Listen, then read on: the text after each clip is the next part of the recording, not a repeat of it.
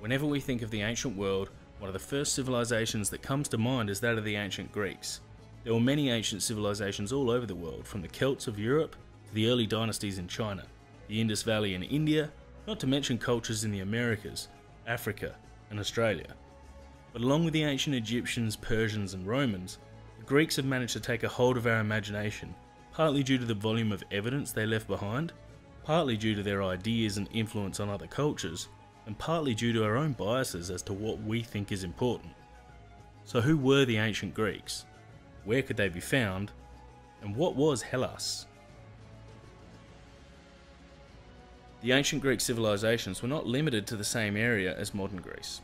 Ancient Greece included the Balkan Peninsula to be sure, but was centred less around the peninsula and more around the Aegean Sea, the islands within it, and the mountainous rocky coast surrounding it.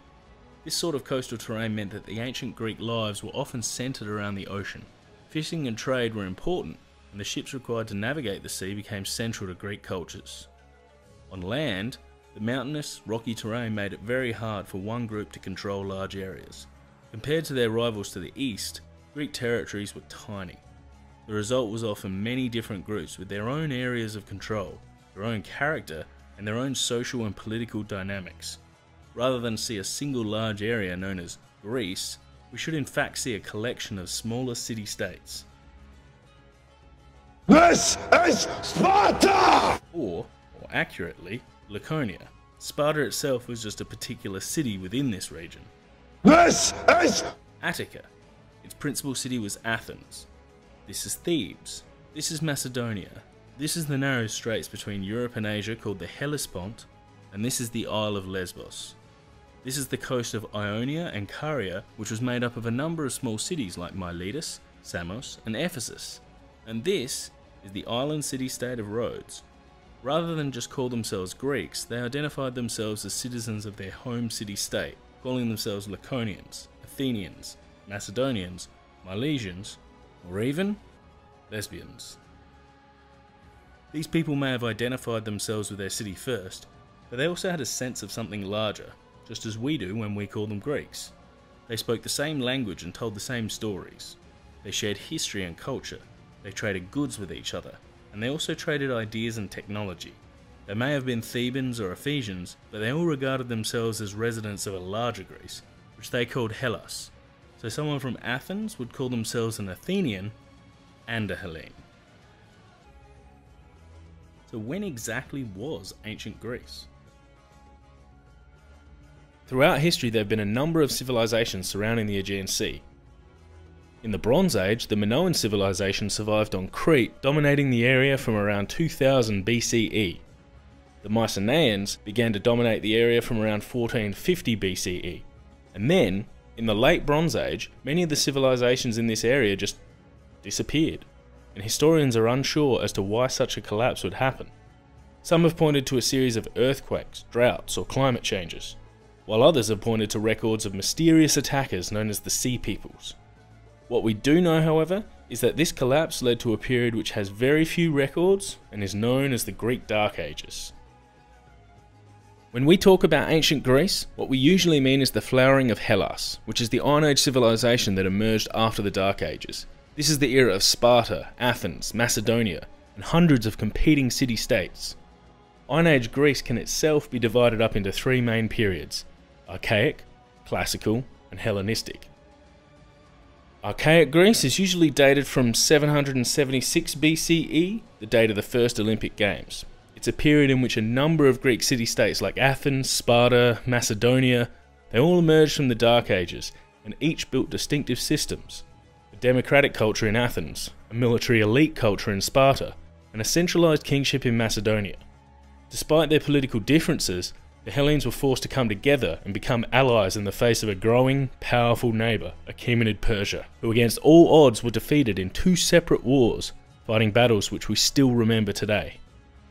Classical Greece started after the wars with Persia, and was a period of growing Greek influence and wealth. It becomes the golden age of Athenian democracy, philosophy, drama, and art.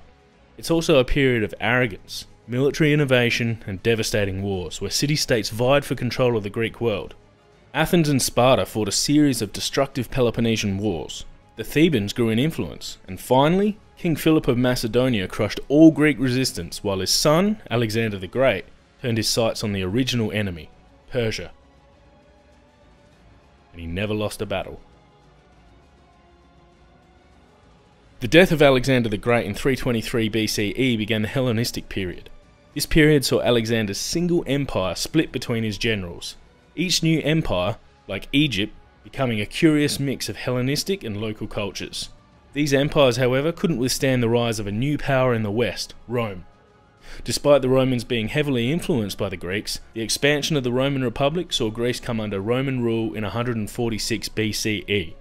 The Roman civil wars and victory of Augustus Caesar in 31 BCE saw Cleopatra, the last Hellenistic ruler of Egypt, choose the wrong side and fall. Compared to the Bronze Age civilizations like Minoan and Mycenae, we seem to know an awful lot about Iron Age Greece. We seem to know where exactly it was and how far it reached. We seem to know when exactly it was, down to particular dates, even though it was over 2,000 years ago. So how do we know about the Greeks? And what sources are there for such specific information? One of the reasons we know so much about Hellas is because the Hellenes loved to write.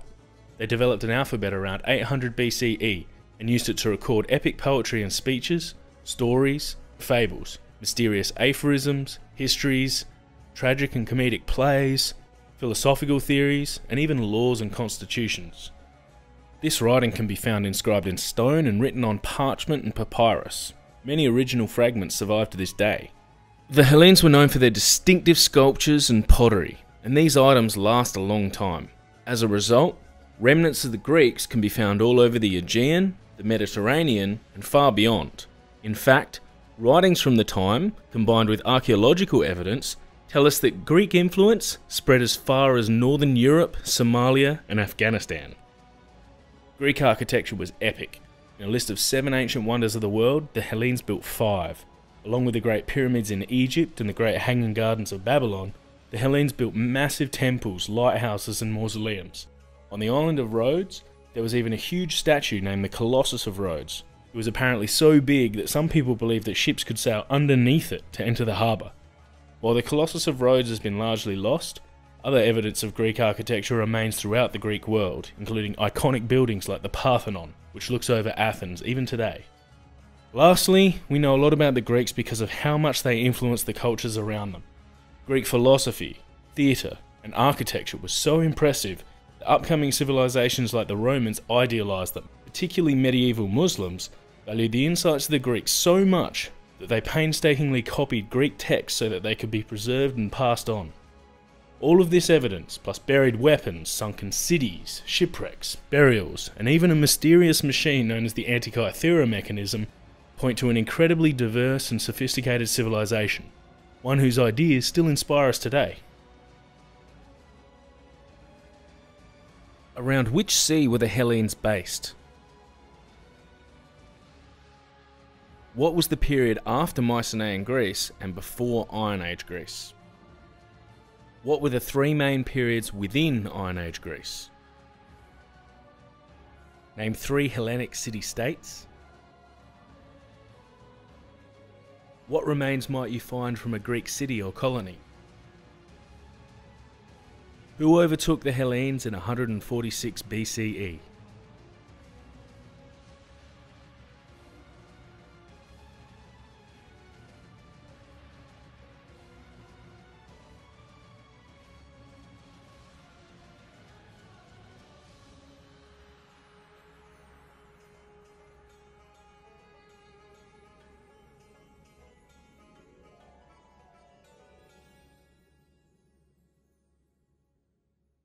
This is blasphemy!